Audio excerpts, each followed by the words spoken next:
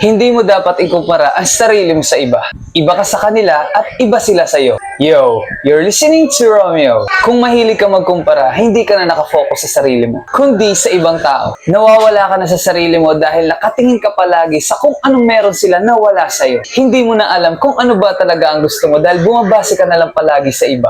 Ang pagkukumpara sa iba ay hindi nakakabuti sa pagpapayaman ng sarili. Ito ay nagiging hadlang sa mga bagay na gusto mong makamit at mangyari. Pipigilan ito ang personal development mo unti-unti nang hindi mo namamalayan. Dahil sa paghahalin tulad sa ibang tao. Ngunit alam mo ba na ang sarili mong kakayahan ay mas epektibo lalo na kung hindi mo ito kukumpara. Malaya mong magagawa ang mga bagay na gusto mo dahil wala kang judgment sa iba. Mabibigyan pansin mo rin ang sarili mong talento lalo na kung magtitiwala ka dito. At ayon din sa pag-aaral, kung magpo-focus ka sa sarili mong progress imbis na sa iba, tataas ang level ng happiness mo at self-worth sa sarili. Hindi mo kailangan ikumpara ang sarili mo sa iba dahil meron tayong kanya-kanyang galing at talento. Nasa iyo ang pagpapahalaga pa rin kung paano mo pagyayamanin ito. Kung magkukumpara ka man, ikumpara mo yung sarili mo ngayon sa dating ikaw. Hindi dapat ibang tao ang pagbigyan mo ng pansin, kundi improvement sa sarili at mga hangarin.